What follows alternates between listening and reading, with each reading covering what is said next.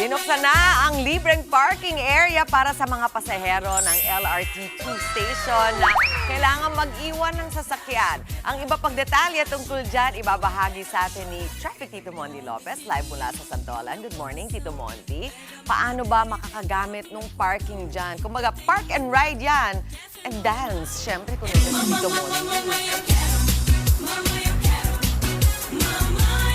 Yes, Mami Chiki, good morning! Eto na, Team Commute. Kaway, sabay. Hey, eto, first time natin ulit dito.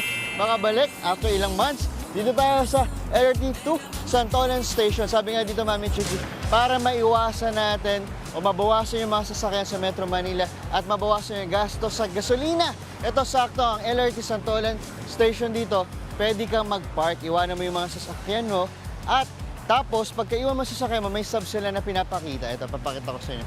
Asa may stub natin? Yung stub natin, ito, Mami Chiki, yung parking area dito, so ipapakita yung stub mo, bibigay mo sa guard, tapos fill up, malalagay mo lang information ng plate number ng sasakyan. Tapos, pagkakuha mo na, sasakay ka na dito, Mami Chiki, sasakay ka na dun sa loob ng LRT station. Tapos kung saan ka bababa, kasi dito sa Santolan Station, nandito yung Marikina Antipolo. Halimbawa, bababa ako sa Antipolo. Doon sa Antipolo, pupunta ako dun sa Passenger Assistance Office o yung PAO para ipa-validate. Para pagbalik ko, after ng work ko o trabaho, pwede ko nang balikan yung sasakyan ko. Libre lang yan. Basta tandaan nyo, Mami Chiki, 4 a.m. to 11:30 p.m. Sakto na yan nga, yung mga motorista natin, o mga commuters natin dito, umaabot sa mga 5,000 commuters. Pero ilan doon may mga sasakyan.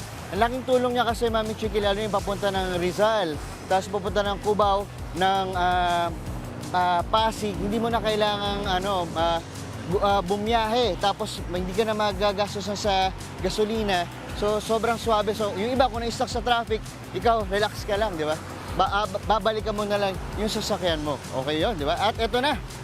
Ingatan niyo po kasi baka hindi nyo maano yung sasakyan. At eto na. Kumisa lang tayo mabilis. Eto, hi ma'am, good morning. Ano name po natin, ma'am? Antonia po. Ma'am Antonia, mukhang estudyante po, no? Apo. Anong oras po pasok natin? 7 po. 7 ng umaga. So, saan po tayo pumapasok? Sa UST po. Yes, anong course po natin? Health Allied Strand po. Senior high school. Senior high school. Apo. Okay. So, pag ganitong oras, medyo hindi ka pa late, malapit na yan. Hindi pa naman. Anong station ka bababa? Legarda po. Legarda. Doon kasi yung pinakaano natin. O sakto, nag-aalmusal ka ba bago umalis? Yes po. Okay. Tapos, uso ba sa inyo mga may recess pa, mga break time, mga gano'n? Para Madalas kumain. po mga snacks na lang po. Opo. Mga snacks, mga anong oras yan? Mga 10:30 po. 10 o'clock. 10:30. ganun. Nagbabaon ka? Hindi. Dati po. Ngayon po hindi na po masyado. Sakto, ito. Meron kami. May Mr. Kamote Chips kami mula sa Good Morning Kapatid. Ayun, nagaling pa yung Mindoro. Okay ba yan? Dalawa na yan, Okay ba? O baka may gusto kang batiin sa mga kaklase mo. Ay, okay na po. Yung t-shirt mo, Okay batiin na mo lang. po. T-shirt mo, batiin mo lang. Paborito mo Okay t-shirt. po. Ano ba yung t-shirt? Okay na po. Ako babalik sa t-shirt mo. Ingat ka. At ito, dahil mainit mamaya, may papayong pa kami. Ang taso na, sa Good Morning Kapatid. Mula sa Good Morning Kapatid, payong tayo. Okay po, very good ingat ka dyan Okay, sa good study. At eto pa, mamimigay pa kami ng kamote chips natin. Mamimigay tayo. Eto, mamimigay tayo. Sir, libre lang. Di ba? Very good. Sir, ingat ka, sir. Libre. Ayaw nila. Pag gusto mo ba sir payong? Gusto ni sir ng payong, bigyan natin payong. Sir, kaway ka dyan. Sumayaw ka na rin, sir. Gano'n. Napasayaw natin. Thank you, sir. Ingat, salamat. Eto, tatay. Si tatay, nagja-jogging. Tay, may libre kami, tay. Okay ba tayo? Tay, gusto mo payong din? From Good Morning Kapatid. Okay ba, tay? Isang gano'n lang. Sayo tayo, tay. Ayun, very good. Bigyan na natin mga guide din natin. Di ba? At ito na. Sir, libre lang. Libre lang, hindi yan bawal. Okay. Sir, sino mo na? So, tuloy-tuloy yung pamimigay namin. At ito, mabilis lang. Dito sa Good Morning Kapatid, lalo sa Morning Biyahe, hindi natin pwedeng palagpasin yung mga gusto magpabate. Ito na, mabilis. Ito na. Oops!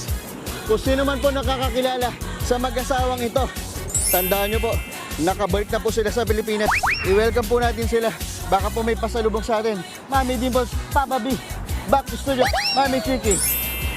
Nagne-nervyos na si Dimples dito, ha? Makakala na wanted. weekend. Anong ginawa ni Boyet at ni Dimples? Pero sige, Monty, mabigay ka pa dyan para hindi lang libreng parking, pati yung libreng chichirya at saka payong. Abangan nilang lahat. Salamat sa'yo. Mga kapatid, Mondi Lopez po, manatiling updated sa lagay ng trapiko sa mga pinakaabalang kalsada sa Metro Manila. Mag-follow at subscribe na sa social media pages ng News 5.